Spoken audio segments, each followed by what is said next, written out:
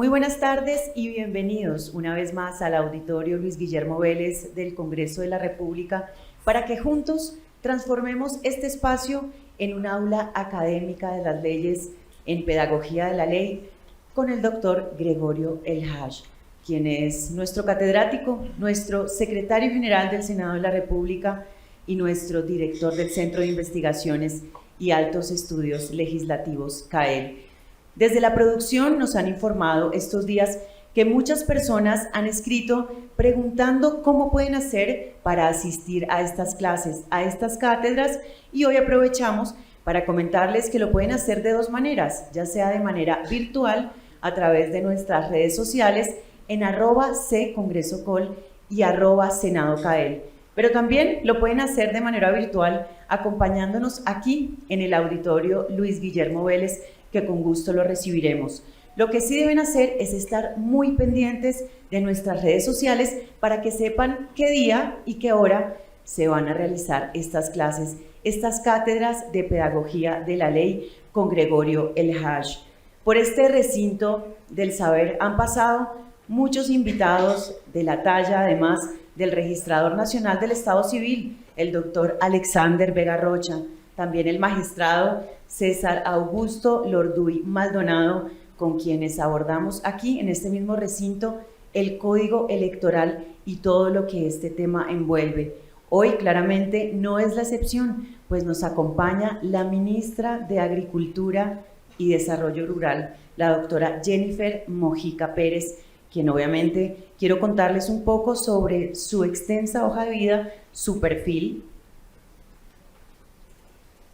Ella es abogada, especialista en Derecho Procesal, con más de 15 años de experiencia profesional en el trabajo y protección de derechos humanos en la protección de las poblaciones étnicas y campesinas mediante el trabajo de defensa de tierras, territorios y recursos naturales. Se ha desempeñado como directora de Asuntos Étnicos de la Unidad de Restitución de Tierras, fue subdirectora de la Comisión Colombiana de Juristas y ha hecho parte como abogada de diversos procesos con la Asociación de Autoridades Arhuacas de la Sierra Nevada y la Comisión para el Esclarecimiento de la Verdad. Hoy la doctora Jennifer Mojica Pérez nos acompaña para abordar un tema que también está sobre la mesa y es jurisdicción agraria y tenencia de tierras. Así que nuestro periodista decidió salir a las calles e indagar si definitivamente este tema es determinante para el conflicto armado, para la violencia en Colombia. Entonces, escuchemos qué dicen los ciudadanos sobre este tópico. En pedagogía de la ley la gente es lo primero, por eso hoy les preguntamos si cree que el conflicto de tierras es la causa de la violencia en nuestro país. Veamos a la ciudadanía. A los más pobres les siguen robando y los más ricos son los que más tienen y siguen llenándose los bolsillos. Entonces, qué chévere sería que todo sería equitativo. Sí, yo creo que parte, digamos, del pasado violento y la historia violenta del país obedece a la repartición inequitativa de la tierra. Porque hay unos pocos que quieren tener mucha y otros que no tienen nada. ¿Me entiende? Hay unos que acaparan muchas tierras, hay unos poquitos. Sí, en gran parte es por el conflicto por las tierras, pero eso es algo que estábamos buscando superar con el acuerdo de paz, ¿no? Pero la inequidad social, el hambre sigue siendo una causante de la violencia, y lo segundo, que las bandas criminales siguen aprovechándose de eso, y haciendo presencia en todo el territorio. Eso es parte de la violencia. Las tierras, por supuesto, que hacen parte de ese gran problema de nuestro país. Ojalá algún día se resuelva para bien de los que las merecen y no para los que se las están robando. Ese tipo de gente quiere mucho poder. Entonces a eso se refiere, a quitarle las tierras a las personas dueñas de esas tierras. Por eso se genera tanta violencia y tantas muertes en el país. Pues porque el desplazamiento de las personas genera violencia. ¿Sí? A quienes quitan la tierra después la quieren recuperar, entonces eso genera violencia. Pues en la medida en que hay un interés de ciertas personas por abarcar más de lo que realmente pueden manejar, han hecho desafortunadamente toda suerte de cosas negativas en contra de la gente que tiene derecho a tener las tierras.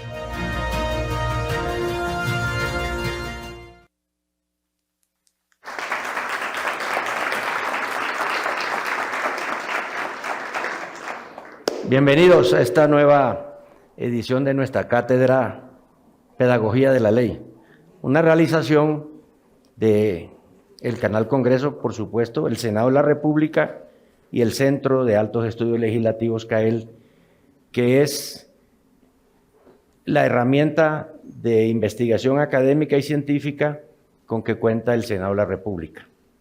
Es una institución que ha venido consolidándose con el paso del tiempo y gracias a ello, gracias al apoyo de las mesas directivas que hoy preside Iván Name Vázquez en el Senado de la República, hemos logrado avanzar cada vez más, cada vez con paso más firme en la realización de actividades académicas como esta. Esto de la pedagogía de la ley es una actividad académica, no es para hacer política ni para hacer proselitismo y mucho menos ahora en temporada de subienda electoral en relación con las elecciones del 29 de octubre.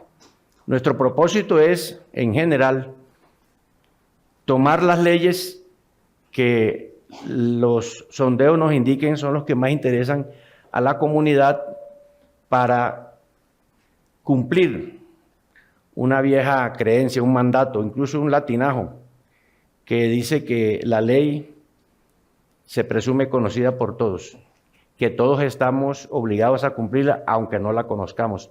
Ese es un mandato para darle arreglo al aparato institucional, pero no es cierto, no todos conocemos las leyes y los que la conocemos no las conocemos en igual medida, en igual manera.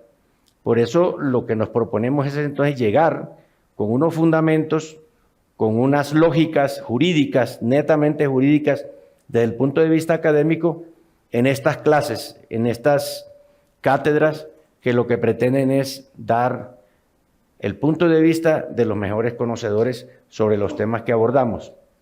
Ya decía nuestra presentadora que hemos tenido varias sesiones anteriores. Según las mediciones del equipo de producción, han sido absolutamente exitosas y esta va a ser la excepción, pero por arriba, más que exitosa. Lo digo porque para el tema de hoy tenemos algo que ha preocupado a la sociedad colombiana durante décadas y es el asunto de la tenencia, posesión, propiedad, el derecho de dominio sobre la tierra, pero especialmente un suceso legislativo que ocurrió recientemente en este gobierno actual y que por primera vez tomó en serio el desarrollo normativo del acuerdo que firmó el gobierno Santos a nombre del Estado colombiano con la antigua guerrilla de las FARC y que está representada en el Senado y en la Cámara por senadores y representantes del Partido Comunes. Ese acto legislativo, esa reforma de la Constitución, que es novedoso, que hacía mucho tiempo, décadas digo, no se tenía en cuenta para el acomodo del funcionamiento de las instituciones estatales, se refiere a la creación en Colombia por primera vez de lo que se llama jurisdicción agraria y rural. Y debo hacer énfasis en esa denominación porque nuestra persona invitada para hoy nos va a ayudar a entender eso y a saber cómo va a funcionar. Jurisdicción agraria y rural, porque agrario y rural pareciera que es lo mismo, pero no es lo mismo. Ese acto legislativo, esa reforma de la Constitución, apenas salió este año, todavía está pendiente de su desarrollo normativo por parte del Congreso de la República mediante leyes y también van a concurrir allí la rama ejecutiva, especialmente el Ministerio de Agricultura y las instituciones asociadas a esa actividad, desde luego con las comunidades, con los interesados, con los propietarios y no propietarios de territorio rural. Los productores también van a estar involucrados allí. De tal manera que este es un nuevo caso, como veíamos en las anteriores clases, de concurrencia en la actividad dinámica del Estado, en donde participa la rama legislativa, haciendo el acto legislativo y las leyes que van a desarrollar. La rama ejecutiva, el gobierno nacional, proveyendo la información necesaria para implementar ese mandato nuevo y ejecutando lo que de allí salga que se deba aplicar. Y también, y ese es el médulo de la clase de hoy, la rama judicial, la justicia, lo que llamamos nosotros en general las altas cortes, los tribunales y los juzgados. Porque se creó precisamente, y ese es el nombre del acto legislativo nuevo, 03 del año 2023, la jurisdicción agraria y rural en Colombia. Me da orgullo, me da mucha satisfacción, me da alegría, no solamente que este auditorio esté repleto de juristas, de estudiantes. Por aquí saludé hace un rato a unas niñas que son judicantes de una universidad muy importante del centro del país, muy antigua, y también hay docentes, que aquí los alcanzo a ver, hay funcionarios públicos, servidores de la rama judicial, funcionarios de la rama ejecutiva, enlaces, por allí vi algunos, y eso reconforta. Pero más que eso, o además de ello, porque la persona que ha aceptado venir se considera en Colombia, sin discusión alguna, como una de las pocas personas más conocedoras que mejor dominan, tanto en la teoría, en lo jurídico, como en la experiencia profesional y personal, el asunto de lo agrario, el asunto de la tierra, el asunto de la tenencia de la tierra, el asunto de las causas de la no paz, de la violencia, por falta de un ordenamiento y de una ejecución de ese ordenamiento jurídico que satisfaga los derechos fundamentales por igual y no solamente de una parte de la población.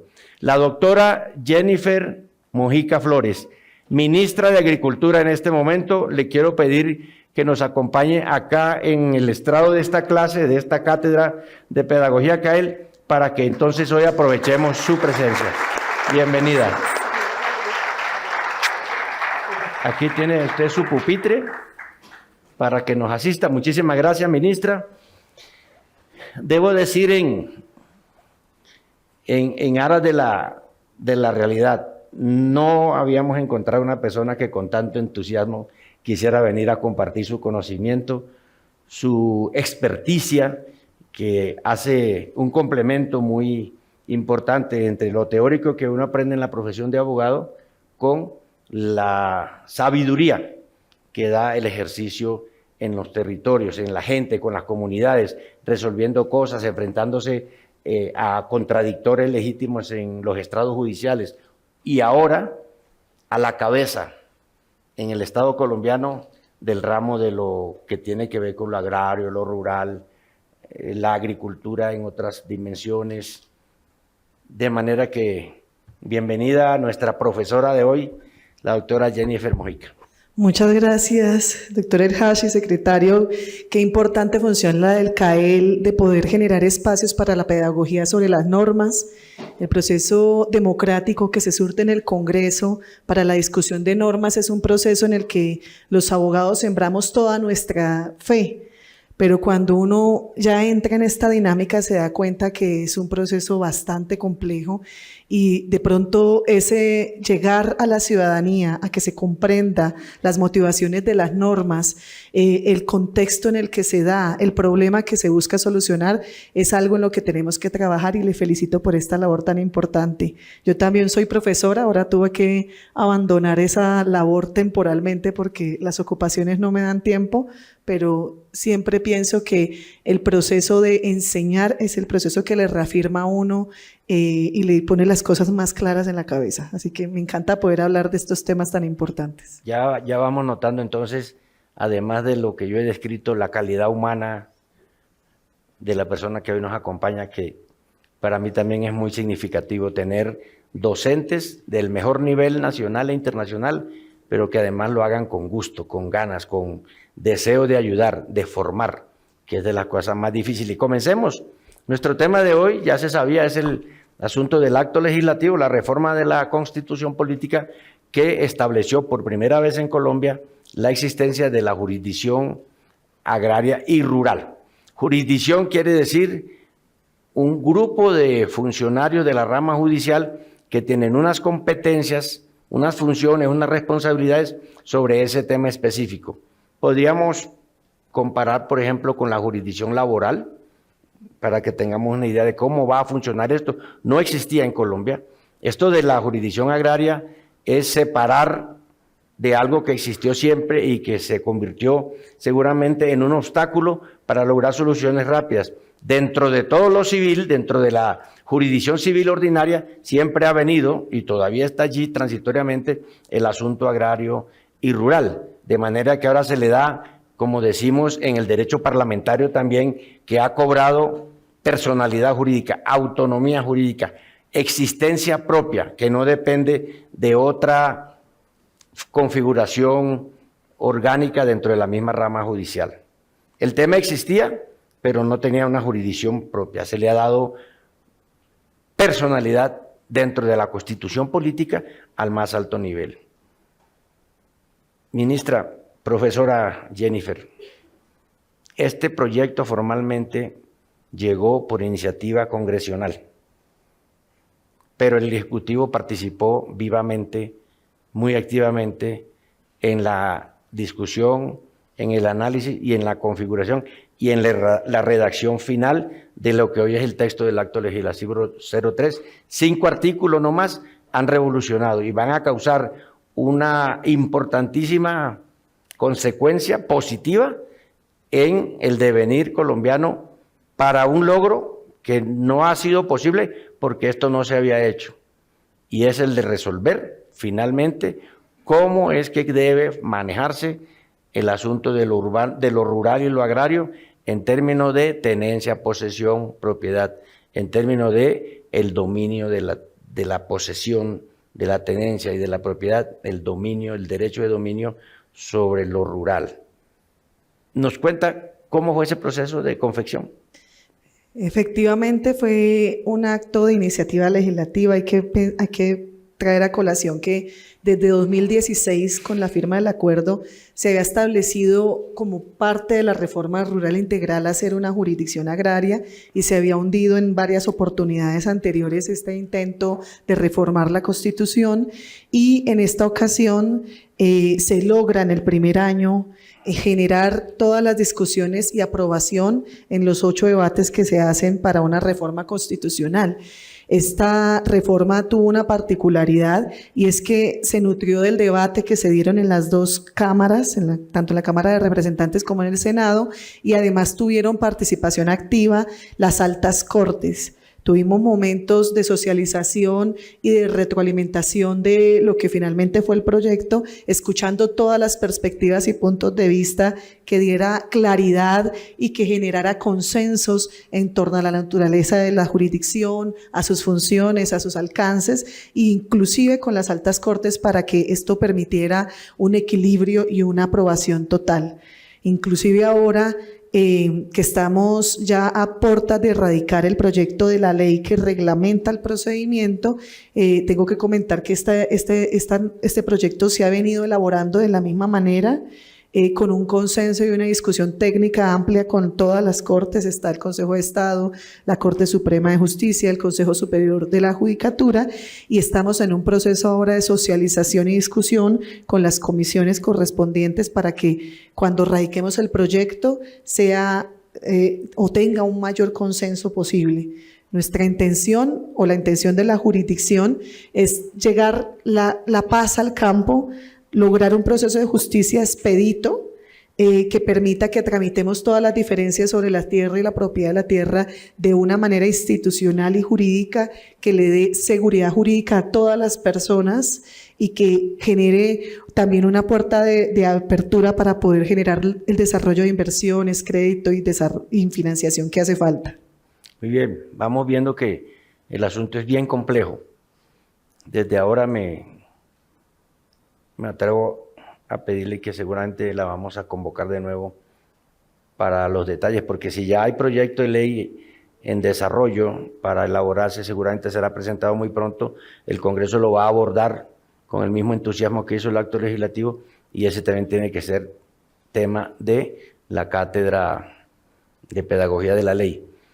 En un principio se quería llegar un poco más lejos y establecer no solamente la jurisdicción agraria y rural como un cuerpo propio, independiente, autónomo dentro de la rama judicial, y había también la idea de que culminara en una Corte Suprema Superior especializada en ese tema. al final quedó todo dentro de la actual Corte Suprema de Justicia, dentro de su asignación como civil, agraria y rural. La inquietud que surge es si con esa mutilación a la idea inicial de pronto no se va a obligar a transitar por una sala civil y ordinaria que ya de por sí viene congestionada, viene llena de asuntos, viene plena de ocupaciones de muchos años, en donde los procesos conocidos se demoran mínimo un lustro para pasar por ese estadio de la revisión de la jurisdicción civil. ¿Cómo vamos a hacer en Colombia para que no se arme ese embudo al revés y quede lo bueno que se está haciendo ahí anclado al tránsito por la complejidad de la jurisdicción ordinaria actual, que va a tener que recibir todo lo nuevo de la rural y agraria? Sí, precisamente la necesidad de la jurisdicción agraria como tal, que ya hoy es una realidad gracias al Congreso, era porque los asuntos de la tierra y de la discusión, y aquí en el foro hay gente que sabe bastante del tema, los asuntos de la tierra no son asuntos netamente o exclusivamente del derecho civil o privado. De hecho, si lo fueran ya se habrían resuelto. Los asuntos de la ruralidad, de las tierras rurales, de la tierra agraria, es que son asuntos entre lo público y lo privado, porque hay una discusión de fondo y es la discusión de los bienes baldíos de la nación, de los bienes fiscales patrimoniales, de los bienes de uso público, que son de los bienes inadjudicables, ¿no? Que son bienes que no pueden ser apropiados y que salen de la dinámica de la propiedad privada.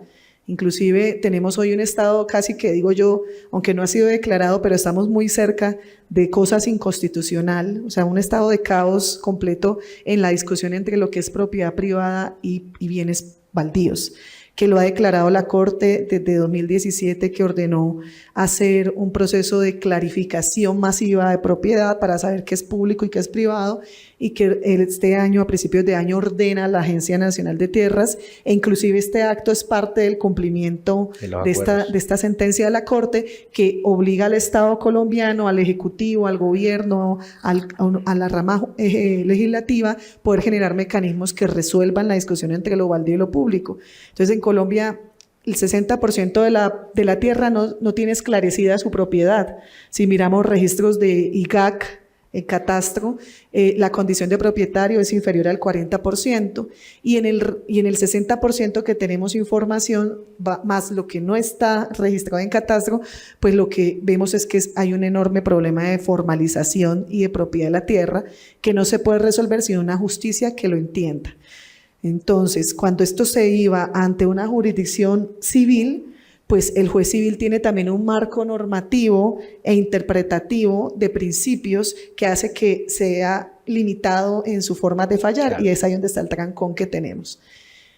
Hay asuntos que también son de la jurisdicción contencioso administrativa, es decir, actos de control a las acciones o autos emitidos por entidades del Estado, en este caso principalmente Agencia Nacional de Tierras, que tienen distintos controles. Eso también ve una parte, pero no ve el problema. Hoy el acto legislativo, ¿qué logra? Logra crear la jurisdicción de unos jueces especiales agrarios con una jurisdicción que está allí, que tiene una vocación de tener una composición que vea lo público, lo privado, lo ambiental, que pueda ver la ruralidad de una manera más holística. Hemos venido discutiendo que estos juzgados no son unos juzgados cualquiera, tienen que ser unos despachos judiciales y unos tribunales que sean muy sensibles a lo agrario, que tengan equipos interdisciplinarios, porque la estructura de un juzgado normal de el juez, un secretario, unos abogados no es suficiente aquí. Aquí tienen que tener profesionales de áreas agrarias, ambientales, catastrales y geodestas, tienen que tener incluso ciencias humanas porque hay discusiones. Y lo que cambió en el trámite, que es su pregunta, es que inicialmente se ha contemplado una jurisdicción agraria con una alta corte agraria que hiciera las veces de cierre de los temas, Pero lo que cambió, y creo que fue positivo al final el arreglo, es que mantienen su competencia como órgano de cierre la Corte Suprema de Justicia en los temas que son privados y civiles, y el Consejo de Estado en los temas que son públicos. Ahora, en el procedimiento que estamos previendo para que no lleguen a la fila del lustro esperando sentencia, es que los procesos se fallan en primera y segunda instancia por jueces y tribunales que vamos a crear. Y excepcionalmente, casi como lo hace la Corte Constitucional, que revisa, o sea, tú sabes que la Corte Constitucional en las tutelas tiene un sistema de revisión por temas complejos o para unificar jurisprudencia. La propuesta es que pase igual, en por donde selección. Las altas cortes seleccionen temas que son emblemáticos, que tienen impacto, para que se haga el cierre, pero no como un recurso que tenga que fallarse en esas altas cortes. Seguimos con las mismas 2 instancias, no es una tercera instancia, sino una eventual revisión por parte de la Corte Suprema de Justicia. Hasta ahí vamos claro, pero tenemos un problema que agregarle a esta exposición magistral de nuestra invitada de hoy, nuestra hoy profesora y ministra, Jennifer Mojica. Volvemos en unos segundos para que continuemos nuestra cátedra Pedagogía de la Ley.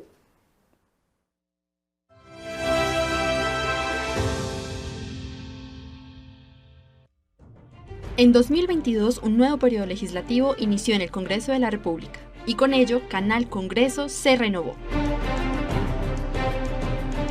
Actualidad legislativa. El lado humano de los congresistas y sus raíces.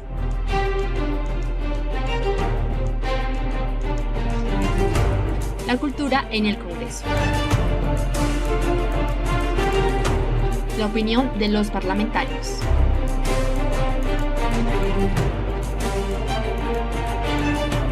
Pedagogía. La labor de los legisladores. Junto con nuestros nuevos aliados, nutrimos nuestra programación. Acercamos las regiones al Congreso de la República.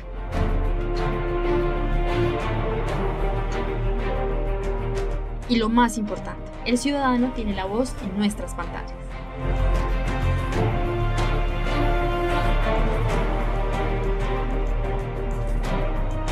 Canal Congreso seguirá trabajando para acercar el legislativo a la ciudadanía.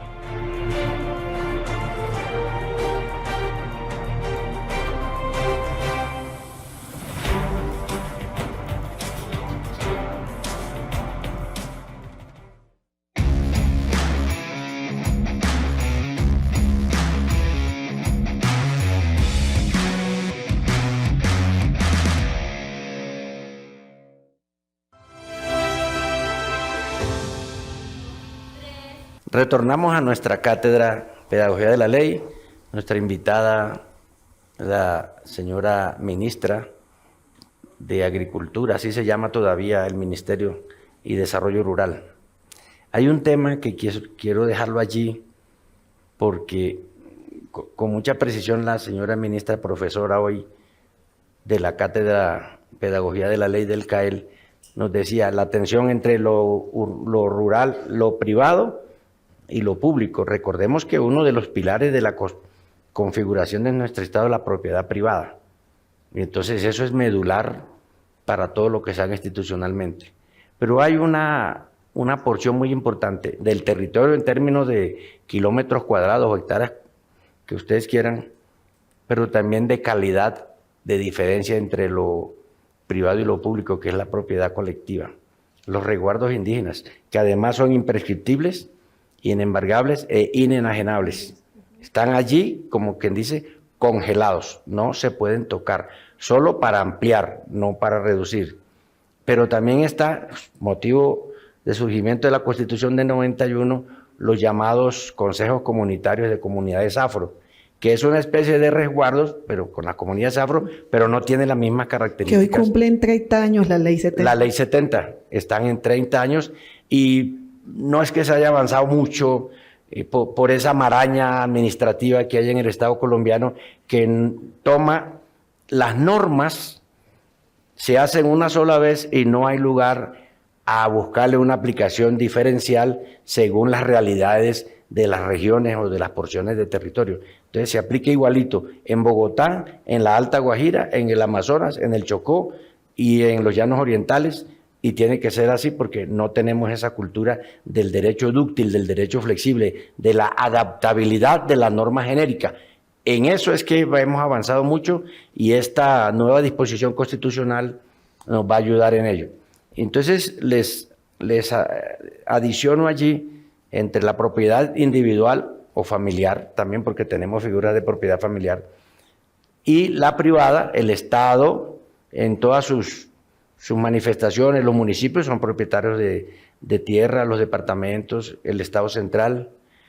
Todavía, en el caso de Popayán, ministra, usted lo conoce, existe una modalidad que viene desde la época de la colonia de propiedad sobre el suelo, que son los territorios ejidos, que eran territorios que el mismo Estado desde la colonia reservaba para que allí fueran a vivir desde aquella época, los desplazados del campo hacia lo urbano, que eran las cabeceras, pero eran desplazados era del hambre, de la necesidad, de la miseria, de la desatención, de la no inclusión.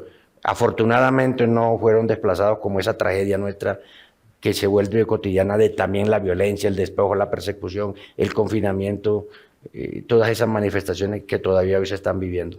Entonces, hay mucha diversidad, pero este acto legislativo apunta a dar las primeras herramientas para empezar a resolver. Y le va a tocar empezar, fíjense cómo es de importante, el Estado colombiano, el gobierno colombiano, presente a través de nuestra invitada de hoy, la doctora Jennifer, como ministra, ayudando también a confeccionar lo que va a ser la ley, que desarrolle, en principio, el contenido genérico de ese acto legislativo. Aportar como ministerio, como gobierno, la información básica para algo que señala el acto legislativo, la focalización, porque ahí empiezo yo a llegar al punto. No se va a aplicar igualito en todas partes, porque Colombia no es igual en todas partes. Las realidades colombianas son distintas según la región y según el tránsito histórico de las comunidades. Hay unas más antiguas que la llegada de los españoles, que a veces se nos olvida, y hay otras muy nuevas de la historia reciente, de la historia del desarrollo colombiano. Eso vendrá en la ley que desarrolle este acto legislativo. Vamos a puntualizar un tema, ministra. El acto legislativo empieza por modificar el actual artículo 116 de la Constitución Política, en donde introduce al final también la existencia dentro del andamiaje de las instituciones de la justicia, la jurisdicción rural y agraria. ¿Cómo es eso? Sí, entonces se modifica en la Constitución esa estructura de la rama judicial, agregando una nueva jurisdicción, que es la jurisdicción agraria y rural. Y esto pues es un hito, además porque desde hacía mucho tiempo se había intentado hacer. En este momento hay una ebullición de discusiones sobre lo agrario, porque publicamos un decreto, un borrador de decreto que queremos expedir para agilizar también estas decisiones, y es que es injusto que en Colombia los procesos agrarios duran ya no solamente en años, es en generaciones. Hay personas en Colombia, la mayoría, que tiene o ha tenido líos de tierras que duran 20, 30 años esperando solución. Queremos darle solución y seguridad y certezas. Uno en un proceso judicial puede como ganar, como puede perder, pero al menos que haya resolución ya es el mecanismo que creemos puede dar tranquilidad y certeza jurídica de las tierras. En esto se ha intentado varias veces hacer jurisdicción. En la década del 60 se intentó hacer, en los 70 hubo unos incipientes procesos de juzgados que intentaron hacer jurisdicción agraria y al final decayó por falta de voluntad política. Esto ha correspondido también a dos cosas. De un lado, pues porque en Colombia se había abandonado la idea de la ruralidad. Habíamos hecho una apuesta por generar un país industrial, ¿cierto?, que generara el desarrollo a partir de las industrias clásicas que tenemos en el país. Después esto decae por la apertura económica y la crisis, y después a una agenda de desarrollo con base en una economía extractivista de recursos mineroenergéticos y de hidrocarburos. Hoy decimos el fuerte desarrollo de Colombia es lo rural, el agro. La economía colombiana se basa hoy en la apuesta de gobierno en dos cosas: el desarrollo agro y el desarrollo de la industria y de la manufactura. Y el desarrollo agro a partir de la agroindustrialización. Entonces hoy decimos el nuevo oro o el nuevo petróleo en Colombia hoy es el agro, es la comida, el agua, la biodiversidad, la agrobiodiversidad, todo el aprovechamiento de la bioeconomía. Ese es para nosotros hoy el nuevo oro, y en una situación de un mundo en crisis climática es real. O sea, hoy el mundo está demandando una despensa, un granero de alimentos que sean sostenibles, que sean resilientes frente al medio ambiente, que puedan generar una alimentación sana y nutritiva. Por ejemplo, hoy Alemania pagaría lo que sea por el mercado orgánico de frutas, hortalizas, verduras, por dar un ejemplo. Y hoy Colombia tiene una posición de vanguardia y un liderazgo en el mundo que nos lo reconocen a donde sea que vayamos. Hoy ese es lo que nos puede generar un crecimiento. Entonces hoy dar certeza sobre la tierra es importante. Pero la otra razón también era porque hay muchos actores de poder que no han querido que se toman decisiones, o que dilatan, o que han buscado por mecanismos también violentos, inclusive, que las decisiones no se tomen. Pero creo que hoy, por eso decimos que esta es una política también de la paz. Y yo creo que cada vez que discutimos esto, me gustó mucho que en el Congreso también se percibió de esa manera. O sea, el consenso que se dio en el Congreso, que en un escenario que no estaba sencillo, en torno a la jurisdicción, es un consenso que de verdad afirma que es a través de esta vía judicial que podemos dar unas salidas pacíficas y de civilidad y de sostenibilidad a las discusiones sobre la tierra. O sea, no podemos seguir postergando lo que usted decía, doctor El Hash, sobre discusiones eternas. Aquí todavía hay títulos de resguardos hechos desde la colonia que todavía están en discusión y no hemos podido esclarecer.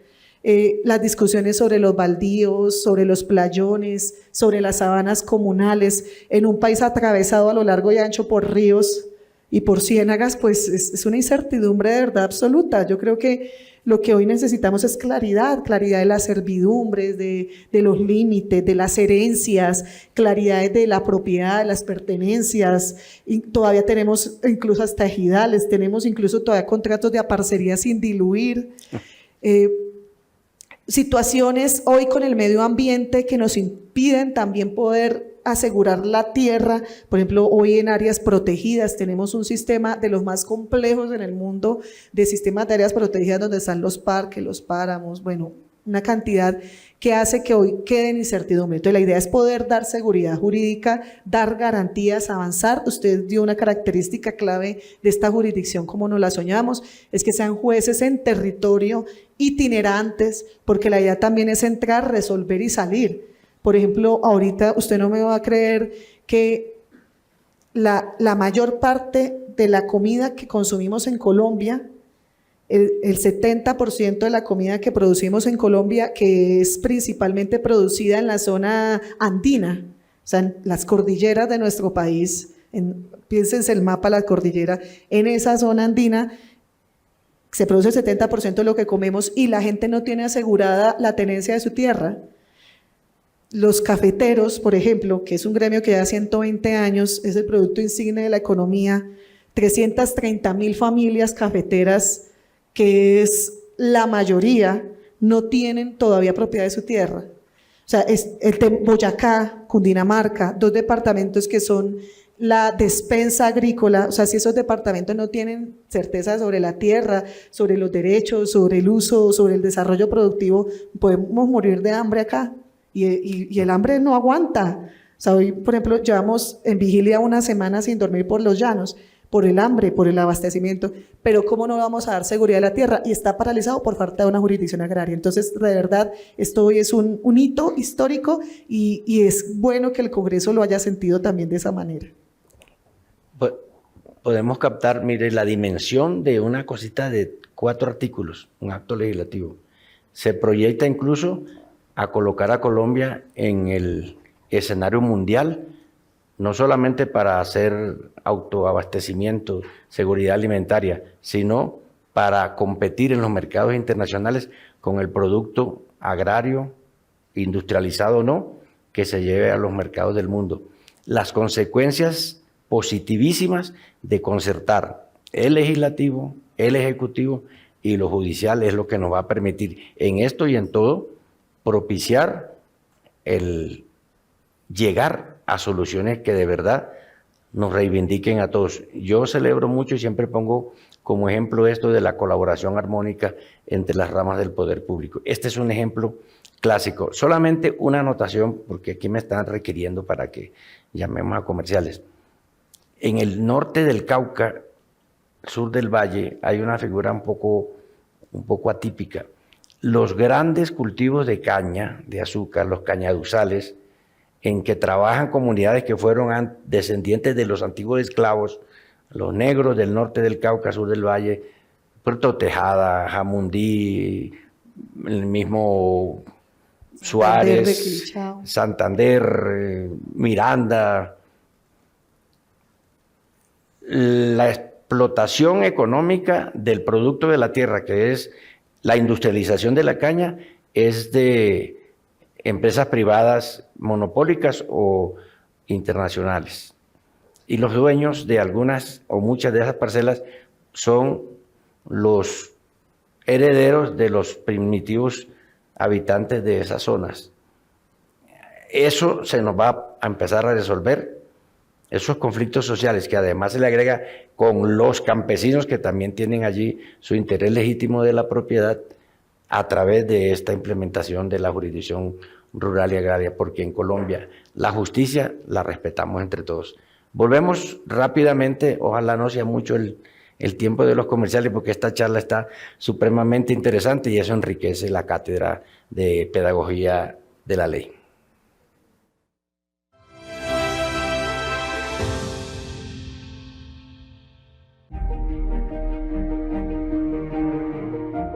De parte de la comunidad Yupas, que estamos acá en Cúcuta. Ya tenemos 10 años viviendo acá en paz, en la unión, trabajando con nuestras culturas ancestrales. Pero gracias a Cumuco, a Dios que está arriba, estamos con paz, armonía, alegría y todo. Gracias a Cumuco.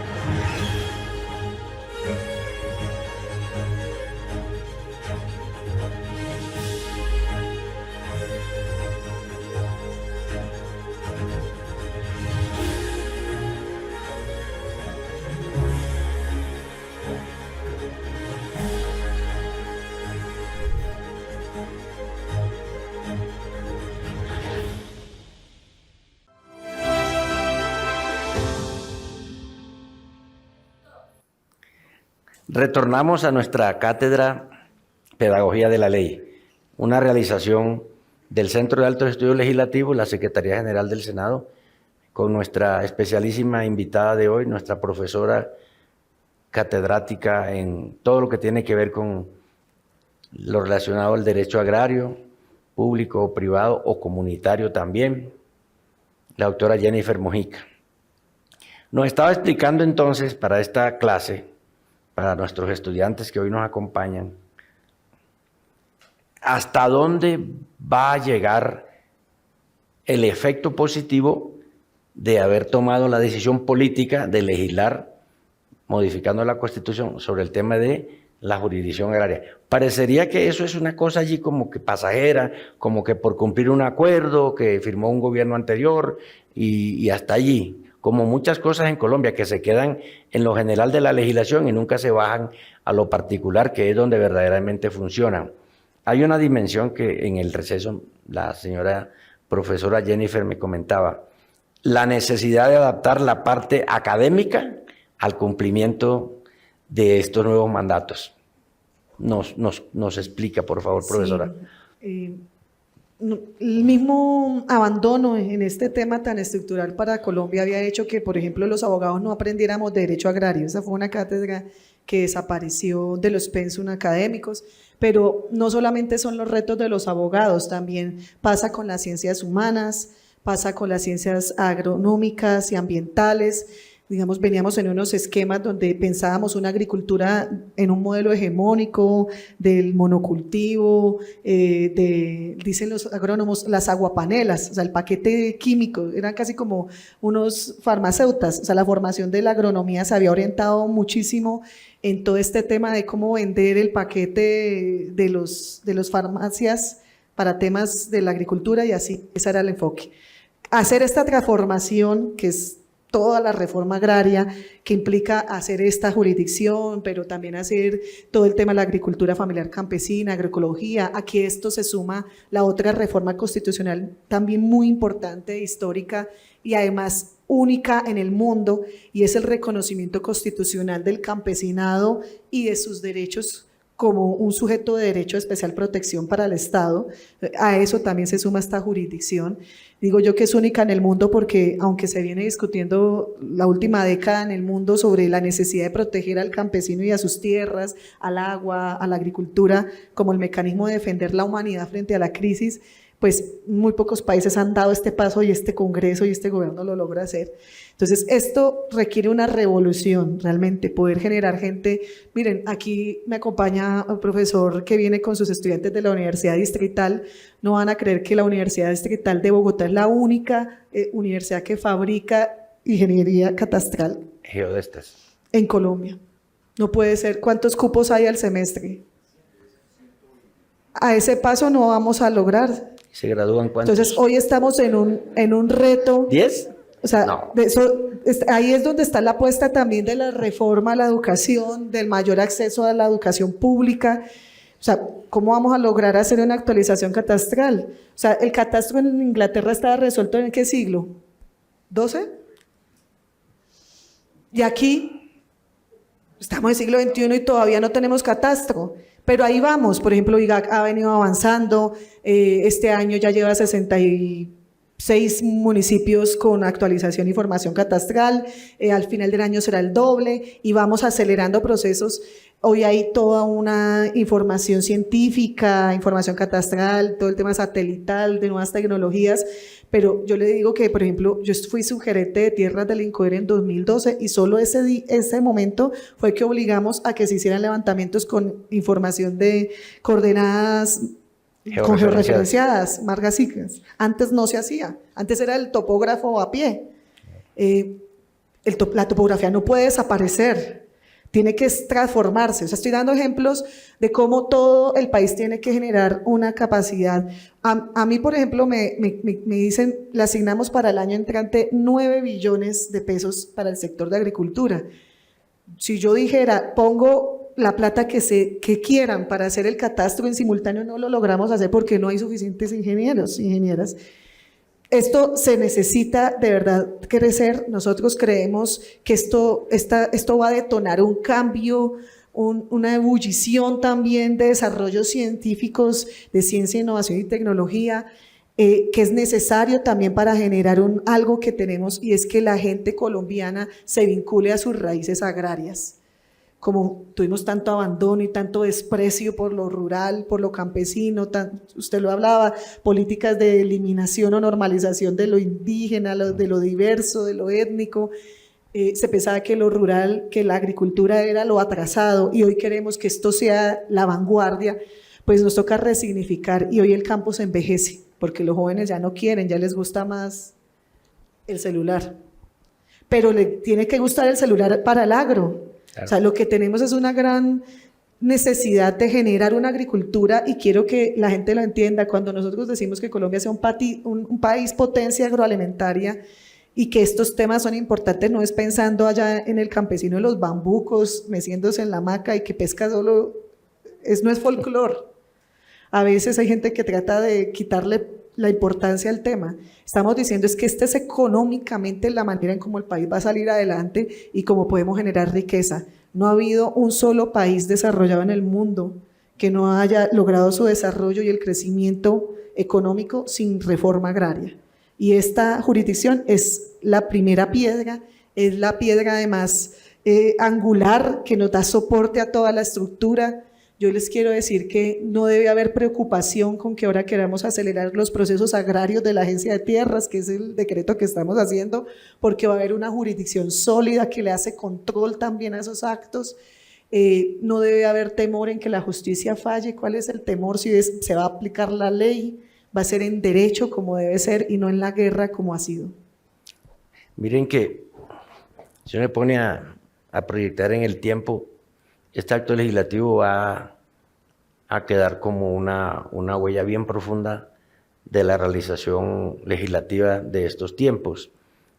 De un artículo que es el tercero del acto legislativo 3, que modifica ya, es el 238 de la Constitución, agrega un artículo nuevo, el 238A, a la Constitución que nos dejaron desde el 91. Ya vamos viendo cómo incluso las universidades, las de ustedes, van a tener que establecer programas académicos de formación profesional para eso, porque no es muy razonable tener el abogado administrativista aparte, el ruralista aparte, o el geodesta y el que sabe de territorio con el agrónomo aparte, porque eso no es eficiente. Habrá que ir entonces actualizando, modernizando eso que es la formación académica. Y ahí también va lo tecnológico, porque no puede entonces ejercerse el nuevo conocimiento si no estamos a la par con la tecnología de vanguardia. Y eso nos va a colocar entonces en una posición privilegiada frente a América Latina, primero, y frente al resto del mundo, garantizando nuestra soberanía alimentaria a partir de un articulito de la Constitución Política. Es lo que se propone Pedagogía de la Ley, abrir los ojos para que miremos cómo la tarea del legislador, del ejecutivo y de la rama jurisdiccional tienen que estar encaminadas a beneficiar a la gente, la población. Y esto no va dirigido solo a beneficiar a los campesinos, o al que tuvo un problema de tierra, o al que no ha podido resolver un asunto de una sucesión de un antiguo propietario que nunca hizo su traslado de la propiedad y ahí hay problemas en las notarías, en la oficina de registro. Todo esto queda pendiente, señora ministra, profesora Jennifer, que lo ha hecho con mucho éxito, como todo lo suyo.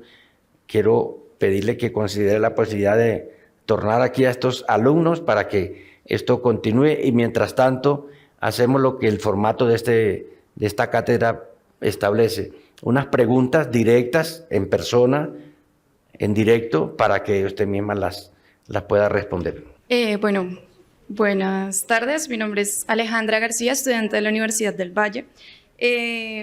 Bueno, hay un término que me parece fundamental para resaltar, y es que tenemos como un nuevo panorama conceptual en el que se hace énfasis, y es la justicia en el medio rural.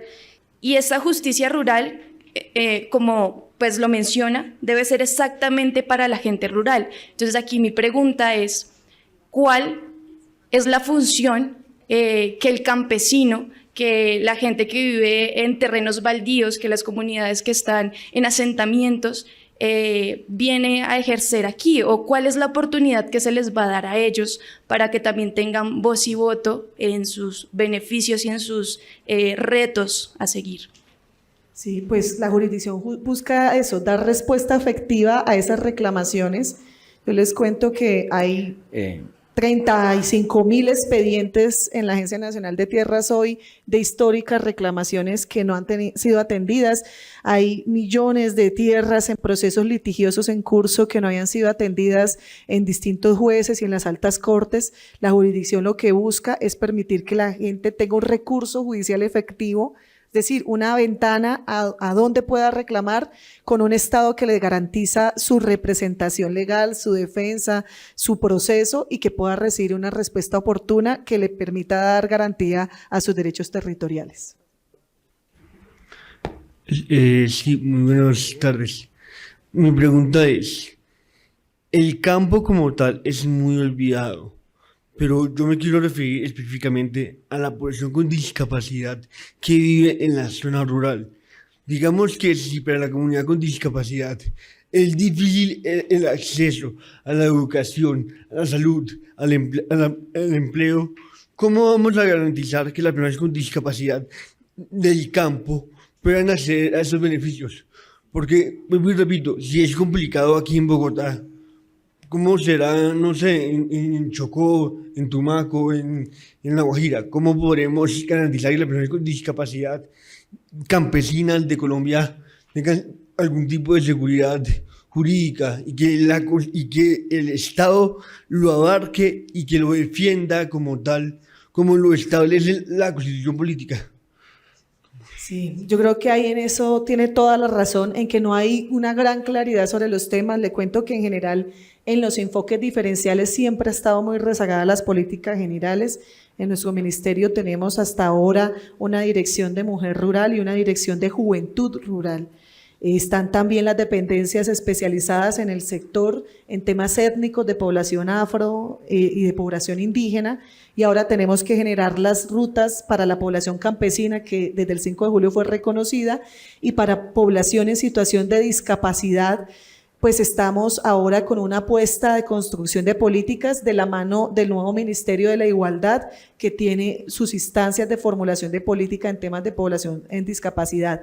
En la ruralidad es dramático, porque en la ruralidad justamente hay mucha población que no tiene acceso a servicios de educación ni sociales. Los números en general de pobreza y desigualdad en general en Colombia son pésimos, pero la diferencia entre zona urbana y rural se duplica. Eso es en general en todo, o sea, la pobreza, la inseguridad alimentaria, la falta de acceso a servicios, en lo urbano es dramático, en lo rural siempre es el doble. Entonces sí es un reto y esperamos que ahora que ya entra próximamente en implementación este ministerio pueda lograr la articulación de todo el Estado para poder tener políticas mucho más efectivas. Muy buenas tardes, mi nombre es Uriel Velázquez, vengo de la Universitaria de Colombia y doctora y doctor, panelistas de esta conferencia, los escuchaba con mucho cuidado y quiero manifestar que yo como hombre campesino, ¿sí? Encuentro muy interesante la modificación de la ley, ¿sí? Mediante el acto legislativo 03 del 2023. ¿En qué lugar está la tecnificación del campo y el recurso de créditos o el acceso a créditos del campesino? Porque es muy bueno que al campesino le den un pedazo de tierra, o se lo adjudiquen, o se lo certifiquen, o se le dé la propiedad. Pero el campesino lucha mucho con los recursos económicos y con la falta de tecnología. Y es ahí donde está una de las grandes falencias para que alcancemos esa meta tan anhelada de que Colombia sea una potencia de producción en productos agrícolas. Esa es mi pregunta, doctora. Muchas gracias. Lo que pasa es que hoy hablamos de la jurisdicción agraria, claro, de la reforma constitucional, no hablamos de las políticas, pero es buena la pregunta porque aprovecho para poder precisar. Hay mucha gente que me aborda y me dice, ¿y cuál es la ley de la reforma agraria? ¿Cuál es la ley de la apuesta agroalimentaria? No son soluciones de ley, o sea, hay situaciones que debemos hacerlo en el Congreso, como esta, que es una reforma constitucional y ahora una reforma legal. Nosotros, las discusiones sobre el desarrollo de la agricultura, sobre tenemos que duplicar nuestra área agrícola, tenemos que transformar la ganadería en una ganadería sostenible, en arreglos silvopastoriles, agroforestales, de ganadería regenerativa, intensiva o de paisaje. O sea, tenemos que cambiar nuestra manera de cultivar, tenemos que cambiar sustituir importaciones en temas de maíz, soya, cereales. Tenemos que hacer una apuesta de tecnificación y agroindustrialización, una apuesta de riego que hace muchísimo no se hacía, todo a partir de una política de financiamiento. Todo esto no es de discusión de normas. Exacto. Digamos, afortunadamente aquí tenemos unos marcos normativos maravillosos, por ejemplo el tema de compras públicas, el tema de agricultura familiar campesina, e incluso temas de agroecología. O sea, nuestras discusiones son más de ejecución de política pública, de inversión y de alineación de todas las facultades que tiene el Estado. Nuestro sector, lo hablábamos antes de esta charla, el Ministerio de Agricultura y Desarrollo Rural ve desde literalmente la maternidad de los cadenas pecuarias hasta banca de desarrollo, pasando por temas de ciencia, innovación, tecnología, inocuidad, temas fitosanitarios, temas de fomento, temas de emprendimiento, hasta temas de comercialización, y tiene entidades adscritas presentes en todo el territorio. Es allí donde lo hacemos, pero mira, ahí surge otro tema que sería importante poder analizar como de manera más holística cuáles son estas políticas. Les cuento que les invito más bien a que miremos, por ejemplo, los debates de las comisiones quintas de Cámara y Senado, que son nuestra comisión, nuestra casa grande, digo yo, donde discutimos justo todos estos temas ya más de inversión y desarrollo de políticas. Ahorita estoy citada a 5 debates en donde vamos a venir hablando de estos temas justamente. Tenemos una agenda legislativa, secretario, que también sería importante discutirla aquí en el CAEL, en temas de lo que es la transformación de nuestra agricultura hacia una agricultura verde, ambientalmente sostenible, que son temas que vienen desde el tema de sustitución de glifosato y otras partículas en una transición hacia el tema de la agroecología, hasta temas de incluso mujer rural que queremos ahorita renovar, los temas de semillas. O sea, hay bastante agenda que va a ser bastante interesante esta legislatura. Bueno, eso habla por sí solo. La respuesta ha sido también holística.